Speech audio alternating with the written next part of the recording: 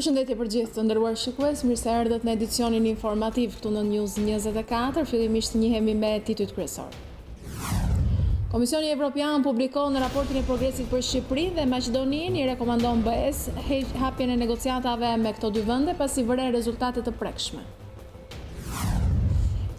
Pas pak orësh në bulevardin Dëshmorët e Kombit pritet të zhvillohet manifestimi i thirrur nga presidenti i Republikës Ilir Meta në mbrojtje të kushtetutës. Meta ka ftuar shqiptarët brenda dhe jashtë vendit që t'i bashkohen asaj që ai e quan beslidhja me pranverën kuqezi. Kryeministri Rama tha sot në Kuvend se amnistia fiskale do të votohet me 84 vota që të mos ketë asnjë shans të kthehet mbrapsht. Sipas Ramës, shqiptarëve që kanë punuar dhe jetuar ndershmërisht prej 30 vjetësh ju jepet mundësia të formalizojnë të ardhurat e tyre, përjashtohen nga amnistia gjyqtare politikanë. Gjykata e Përmetit liroi mbrëm nga burgu me masën detyrim paraqitje botuesin Henri Çili. Ai tha para togave të zeza se nuk ka asnjë provë ndaj tij dhe se Kunati, nëse nuk ka shkelur ligjin, duhet të përgjigjet vetë.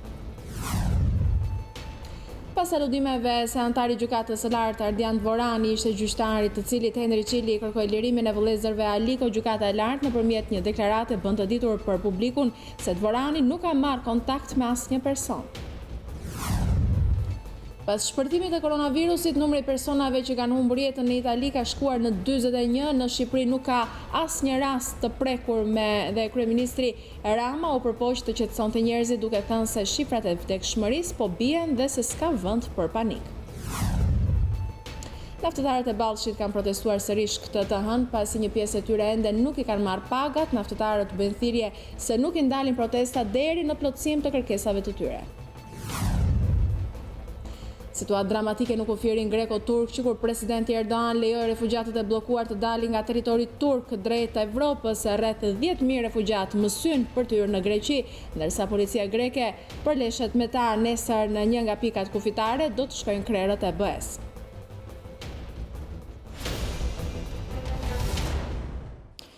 Vjojmë më gjërësisht me edicionin informativ. Komisioni Evropian publikoi këtë të hënë raportin për Shqipërinë, ku vlerëson procesin e reformave dhe përsërit qëndrimin për çeljen e negociatave për vendin ton dhe Maqedoninë e Veriut me Bashkimin Evropian.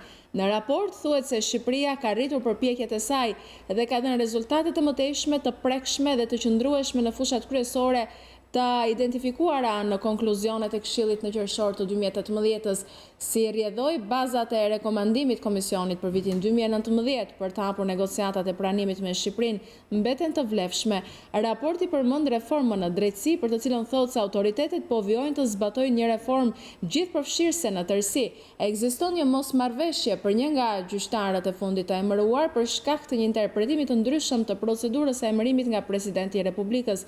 Komisioni i Venecias do të japë një opinion mbi këtë çështje në mars të 2020-s, thuhet mëtej në raport. Gjithashtu në raport shtohet se ka patur rritje të ndjekshmërisë së dënimeve kundër krimit të organizuar për pasuritë kriminale dhe pronat e sekuestruara dhe konfiskuara sipas ligjit antimafia. Shqipëria raportoi një shumë të parashikuar prej rreth 20 milion euro të kapur në 2019 kundrejt rreth 7 milion euro në vitin 2018. Një vlerësim 870.000 euro u konfiskuar në vitin 2019, krahasuar me rreth 26.600 në 2018, theksohet në këtë raport. Pas këtij raporti mbetet ministrave të jashtëm të vendeve të Bashkimit Evropian që të vendosin nëse do t'i hapin apo jo negociatat me Shqipërinë.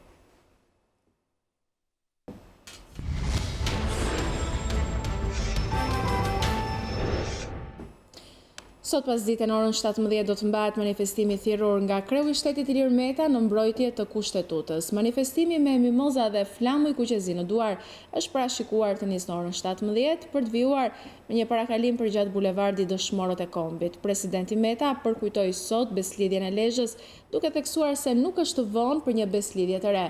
Sot në përkujtim të ngjarjes historike të beslidhjes së Lezhës, unifikimit kombëtar përballë rrezikut të asimilimit e shkombëtarizimit, mesazhi që na sjell nga historia uroj të na ndihmoj ne të gjithëve për të reflektuar, për të ngritur dhe bashkuar sa nuk është vonë në një beslidhje të re apo ashtu forte gjithëpërfshirëse përballë një rreziku të ri pushtimi në një sekt mafios, pa fe, pa familje, pa dhe që ka marrë peng të ardhmen e çdo shqiptari. Zëri i popullit është zëri i Zotit, erdhi koha të dëgjohet sa më fort. Mirë se vjen beslidhja e re me pranverën kuqezi, shkruan presidenti Ilir Meta.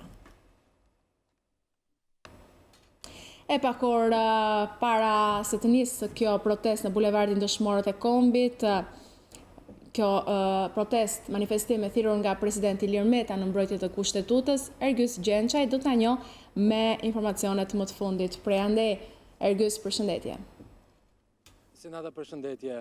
Pikërisht në orën 17 pritet të nisë këtu në bulevardin Dëshmorët e Kombit, në këtë zonë e cili që gjendet në prag të presidencës shqiptare, manifestimi i thirrur nga kreu i shtetit. Manifestimi i cili ka të bëjë pikërisht me atë që presidenti i Republikës e cilëson si manifestim në mbrojtje të kushtetutës dhe kundër grushtit të shtetit.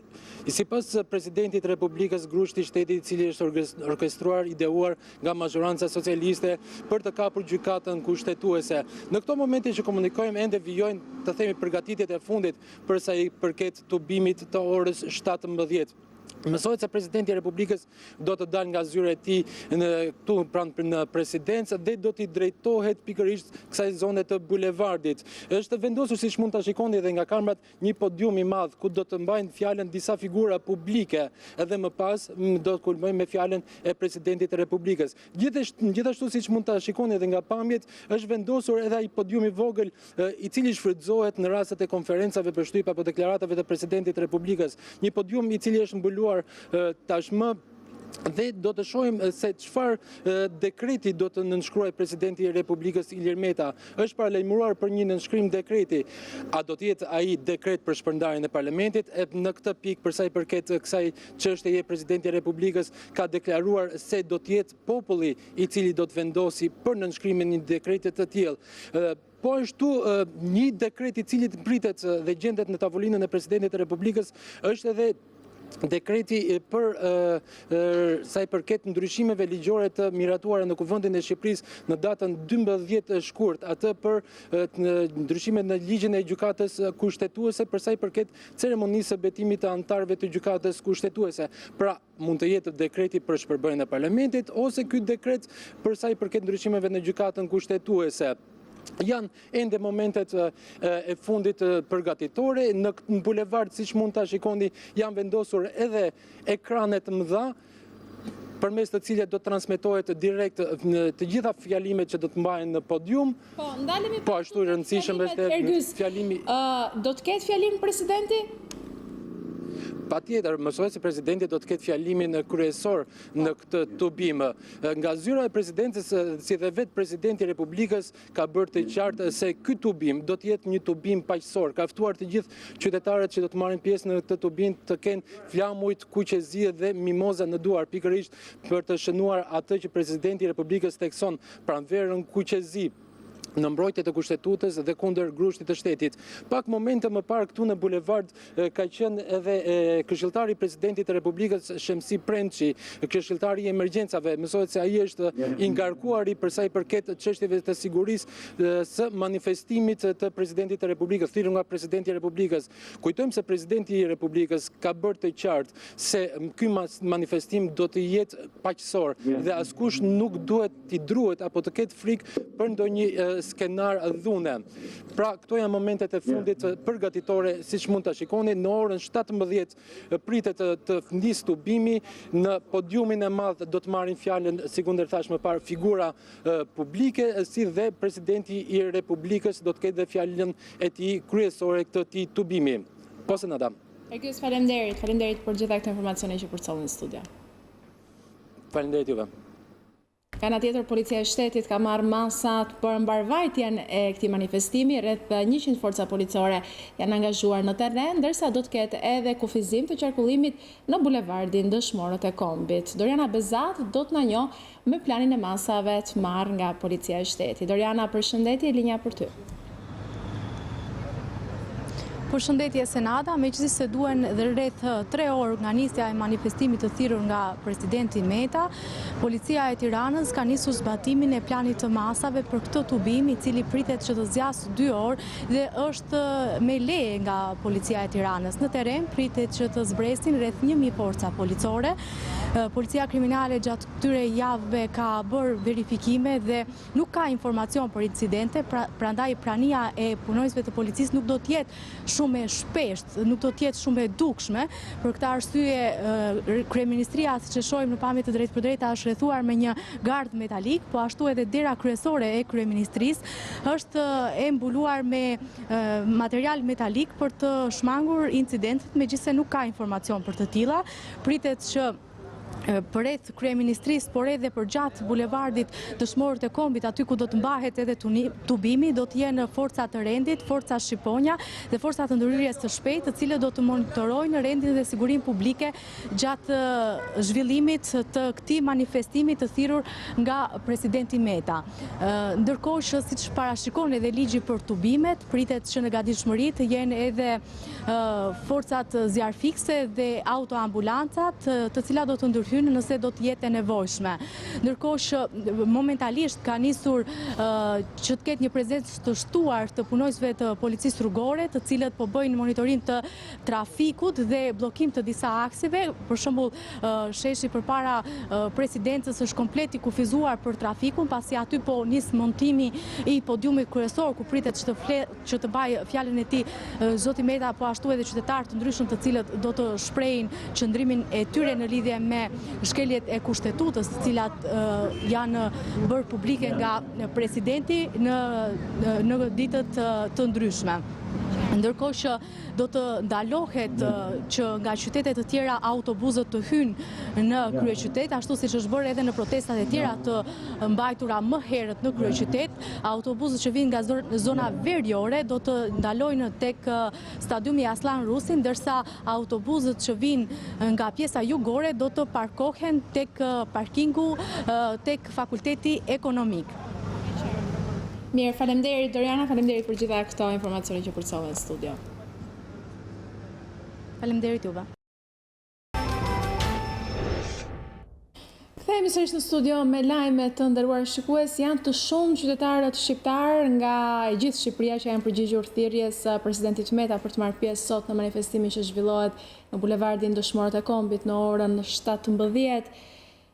Këto janë pamjet që vinë nga Korça. Do të kemë në këto momente një lidhje me kolegen Lorena Kodra për të mësuar se si janë nisur, se si janë organizuar qytetarët nga ky qytet për të mbërritur pra në Tiranë për të marrë pjesë në manifestimin e sotëm. Lorena, përshëndetje. Senata, përshëndetje. Atëherë, simpatizantë të LSI-s në qarkun e Korçës janë organizuar në nisjen për në manifestimin e thirrur nga presidenti Ilir Meta pas ditën e kësaj të hëne. Nisja e tyre është bërë nëpërmjet autobusëve, minibusëve, fugonave apo edhe mjeteve private prej orës 12:30. Sipas LSI, bëhet e ditur se janë nisur rreth 20 autobus, minibus dhe furgona, ndërsa pjesa tjetër me mjete private. Gjithashtu, ata shtojnë se janë rreth 2500 simpatizantë që janë nisur nga Juglindja drejt kryeqytetit. Nga ana tjetër, edhe kryetari i Partisë Demokratike Dega Korçë u ka bërë thirrje gjithë simpatizantëve të kësaj force politike që të jenë pjesëmarrës në këtë manifestim që nis në orën 17 në kryeqytet, por sipas tij nuk ka asnjë nisje të organizuar drejt Tiranës. Nga pamjet në fakt që ne kemi sjell, shihet qartë edhe organizimi i policisë së Korçës, e cila ka ngritur një pikë kontrolli në hyrje të aksit nacional Korçë-Pogradec. Po ashtu, kemi mësuar se policia ka ngritur postoblok edhe në pika të tjera të aksit nacional me qëllim për të skeduar të gjithë personat problematik që janë nisur drejt kryeqytetit për të marrë pjesë në manifestimin e thirrur sot nga presidenti Ilir Meta. Këto masa janë marrë për të bllokuar persona të dyshuar që do shkaktojnë tranzite gjatë këtij manifestimi, ndërsa deri në këto momente mësohet se nuk ka patur asnjë konflikt gjatë nisjes së simpatizantëve drejt kryeqytetit. Po. Faleminderit Lorena, faleminderit për gjitha këto informacione që përcolli. Ishim edhe me pamjet që shoqëruan këtë lidhje telefonike me kolegen Lorena Kodra nga Korça, ku aty simpatizantët janë nisur me autobus, minibus, furgona apo edhe autovetura personale për të mbërritur në Tiranë, janë nisur që prej mesditës për të qenë pra në kryeqytet në orën 17 për të marrë pjesë në këtë manifestim të thirrur nga presidenti, jo vetëm nga Korça, por edhe nga Berati. Eneda Petova na përcjell informacionet për ande. Eneda, përshëndetje, linja për ty. Përshëndetje. Atëherë edhe nga Berati janë nisur drejt protestës së Tiranës, përfaqësues të Partisë Demokratike, të LSI-s dhe qytetar Beratas, por janë nisur në mënyrë të paorganizuar. Kjo është konfirmuar nga dy kryetarët e degëve të PD-s dhe LSI-s në Berat, të cilët kanë deklaruar se drejtuesit e autobusëve dhe pronarët janë kërcënuar për të mos çuar protestuesit në Tiranë, siç ka ndodhur me herët e tjera, dhe kanë anulluar prenotimet që ishin bërë për të nisur me autobus drejt Tiranës. Janë nisur të gjithë në mënyrë të paorganizuar, rreth 110 automjete janë nisur nga qyteti i Beratit dhe më herët kryetari i degës së PD-s Berat, Gazmen Tazizi, ka denoncuar se policia ka ushtruar presion ndaj protestuesve në rrugët nacionale në dalje të qytetit të Beratit, ku janë ngritur dhe postbllokje të shumta policore. Në të gjitha pikat dalse të qytetit janë ngritur postbllokje policie, ku më postbloku ku ka pasur dhe efektiv më të shumë policie ka qenë në fshatin Polizhan në afërsitë të urës së Kuçit, ku janë gjatë ndalimit të drejtuesve të mjeteve, jo vetëm që janë kontrolluar dokumentacionet e automjeteve, por janë kontrolluar fizikisht dhe pasagjerët të cilët janë nxjerrë jashtë nga policia. Sipas policisë deklarohet se këto masa janë marrë për uljen e kriminalitetit, për rritjen e sigurisë rrugore dhe për kapjen e personave në kërkim, ndërkohë që drejtuesit e opozitës i kanë cilësuar të qëllimshme dhe në formë kërcënimi për protestuesit që nisen drejt Tiranës. Vetëm nga qyteti i Skraparit janë nisur në mënyrë të organizuar 50 automjete në një autokolon, njëra pas tjetrës, me flamuj dhe borie, ndërkohë që nga kryetari i degës së LSI Skrapar na është deklaruar se dhe më herët janë nisur 30 automjete nga Skrapari në orare të ndryshme. Po, faleminderit Eneda, faleminderit për gjitha informacionet që përsollë dhe për fotot që na përsollen në studio, sikurse i ndoqët edhe nga Berati janë nisur në mënyrë të organizuar me makina personale, simpatizantë të shumtë për të drejtuar kryeqytetit. Nga Berati do shkojmë këtë radhë në Fier. Ervis Kuçi na përcjell informacionet prej andej. Ervis, përshëndetje. Përshëndetje, edhe nga Fieri, burime pranë Partisë Demokratike dhe Lëvizjes Socialiste për Integrim, përkatësisht krerët e këtyre dy forcave politike, Arben Çuko dhe ish deputeti i Partisë Demokratike Luan Baçi, kanë bërë me dije se qytetarë të shumtë janë nisur drejt kryeqytetit për të bërë pjesë e tubimit orë 17 me automjetet e tyre private. Nuk ka pasur organizime për sa i përket autobusëve apo furgonëve që mund transportonin qytetarë për të bërë pjesë e këtij tubimi. Po të njëjtat burime kanë saktësuar se nisjet e qytetarëve kanë filluar qysh pas ditën e dieshme, që në orët e para të mëngjesit sotëm e vijojnë për të bërë pjesë e këtij tubimi në orën 17. Edhe në Fier, që në orët e para të mëngjesit sotëm ka pasur kontrolle të shumta policore, postbllokjet janë vënë re në dalje të qytetit të Fierit në atë që njihet si ura pranë vijës së Ngjalës, ndërkaq që në sitën e kontrolleve kanë kaluar automjetet e transportit, atë pasagjerëve, por edhe automjetet private, ndërsa në mbështetje të rrugorëve kanë qenë edhe forcat e policisë së rendit. Sipas bluve, qëllimi i postbllokjeve ka qenë kontrolli i dokumentacionit dhe identifikimi atyre personave që mund të kenë dyshime apo mund të jenë pjesë, mund të kenë kryer vepra të ndryshme kriminale. Po. Ervis, faleminderit për gjitha këto informacione. Ishim me Ervis Kuçin nga Fieri, të nderuar shikues, edhe nga Fieri janë nisur simpatizantë të shumë, ndërkohë që janë ngritur edhe në daljet Fierit postbllokje nga ana e policisë, duke bërë kështu edhe kontrollin e simpatizantëve të cilët janë nisur për në Tiranë. Kalojmë të radhë në Shkodër, Senat Nikshi që na përcjell informacionet prej andej. Senat, përshëndetje. Përshëndetje nga Shkodra, atëherë nga gjithë Shqipëria dhe në Shkodër, një grup manifestuesish janë nisur në Tiranës për të marrë pjesë në manifestimin organizuar nga presidenti Lajmeve që do të jetë në ora 17:00 në Tiranë. Në afërsitë e kryefushatit ka një postobllok të policisë vendore të Shkodrës, të cilët janë këtu dhe po kontrollojnë ato autobus apo furgon të cilët janë duke u nisur apo do të nisen drejt Tiranës për të marrë pjesë në këtë manifestim. Deri në këtë moment janë kontrolluar rreth 3-4 autobus dhe furgon ndryshëm, të cilët janë nisur drejt Tiranës, por nuk ka patur probleme, gjithçka ka shkuar qetë, janë dalur dhe kanë vijuar pas rrugën pas kontrollit të policisë të Shkodrës në postobllokun e ngritur në afërsitë të kryebushatit. Situata është e qetë dhe deri në këtë moment nuk ka probleme. Nuk janë shënuar incidente. Faleminderit Senat. Kjo është situata sa i përket të qytetit të Shkodrës, nuk ka patur incidente, sikurse theksoi edhe kolegu Senat Nikëshiqi, janë nisur pra punë të radhë simpatizantët edhe nga Shkodra. Kalojmë këtë radhë në Elbasan. Fatmir Popje na përcjell informacionet për andej. Po Fatmir, linja për ty. Shtab bashkitë e qarkut të Elbasanit, sipas drejtuesve degëve të Partisë Demokratike dhe të LSI-s, gjatë gjithë mesditës sotme janë nisur me 10 automjete drejt Tiranës për të bërë pjesë e protestës thirrur nga presidenti në mbrojtje të kushtetutës.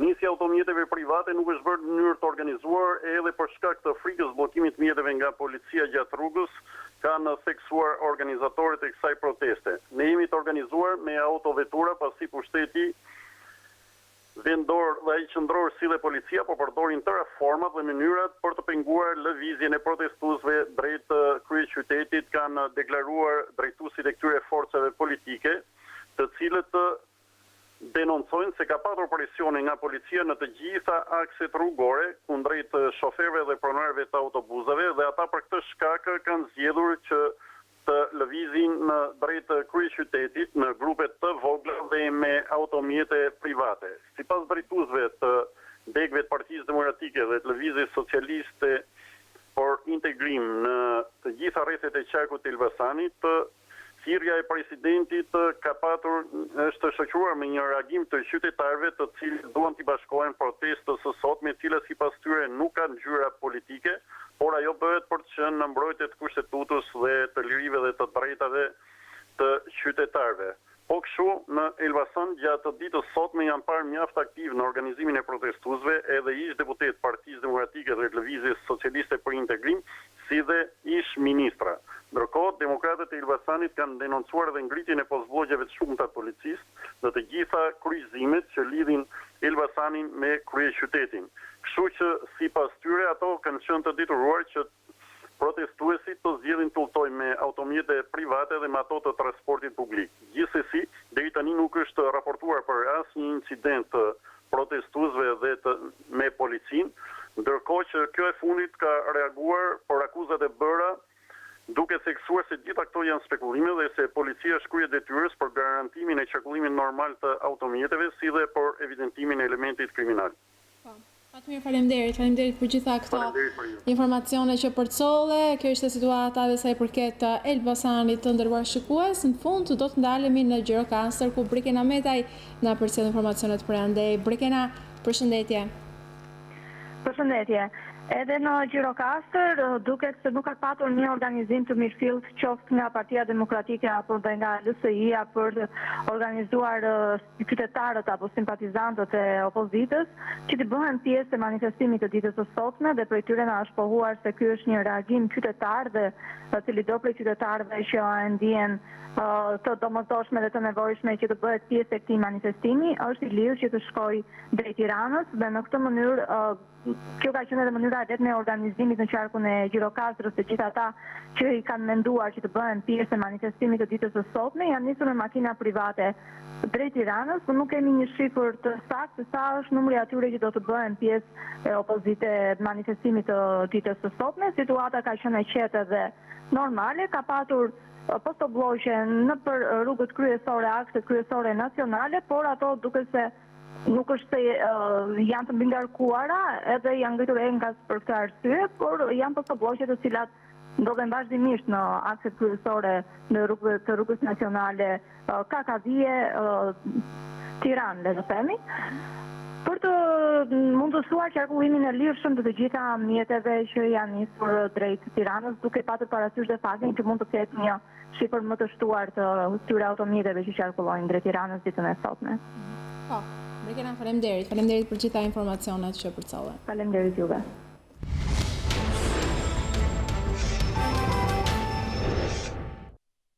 Ndrojmë temën e informacioneve. Gjykata e Përmetit ka liruar nga burgu botuesin Henry Çili, i cili tha përpara tokave të zeza se nuk ka asnjë provë ndaj tij dhe se Kunati, nëse ka shkelur ligjin, duhet të përgjigjet vetë.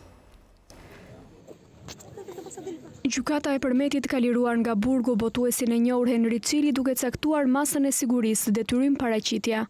Cili u arrestua në kuadër të operacionit me Zhgorani, ndërsa gjykata ka rrëzuar akuzat e ngritura ndaj tij. Seanca gjyqësore nisi prej orës 12 së dielës dhe përfundoi rreth orës 21 të mbrëmjes. Për rreth 7 orë në gjykatë u lexuan pretendimet e akuzës dhe palës mbrojtëse. Botuesi Henry Çili ka zgjedhur të flasë vetë gjatë seancës. Përballë gjyqtarit Dritan Shabani, botuesi u shpreh se arrestimi i tij ishte pa prova, teksa shtoi se nuk mund të mbante përgjegjësi për veprimet që mund të ketë bërë Kunati i tij. Jam arrestuar pa prova, Kunati im nëse ka bërë palishmëri le të përgjigjet vetë, shprehur Çili para gjykatës. Po ashtu Henry Çili ka thënë se nuk ka lidhje me akuzat e ngritura kundër tij. Ai është shprehur se ka të tillë një studio ligjore për ndërmjetësime, përfaqësime lobuese dhe për çështje të ndryshme gjyqësore. Avokati i mbrojtës Ardian Visha ka thënë se çështja është ndërtuar mbi mungesë kompetence juridiksioni.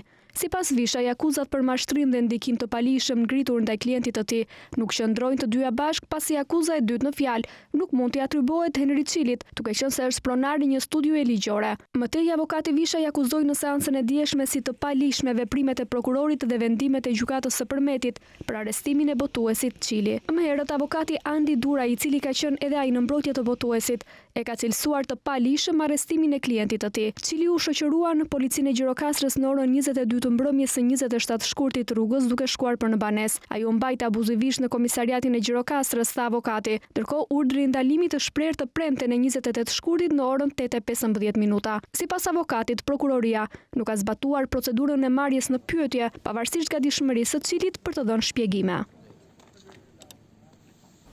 Dhe me këtë lajm ne kemi mbritur në fund të edicionit informativ të nderuar shikues. Për më gjërë ju mund të klikoni gjithmonë në balkanweb.com, aty lajmet i keni në kohë reale të shoqëruara nga foto dhe video. Mund të shfletoni online gazetën shqiptare dhe të shikoni live në çdo moment News 24 vetëm duke klikuar mbi live stream. Faleminderit që na ndoqët.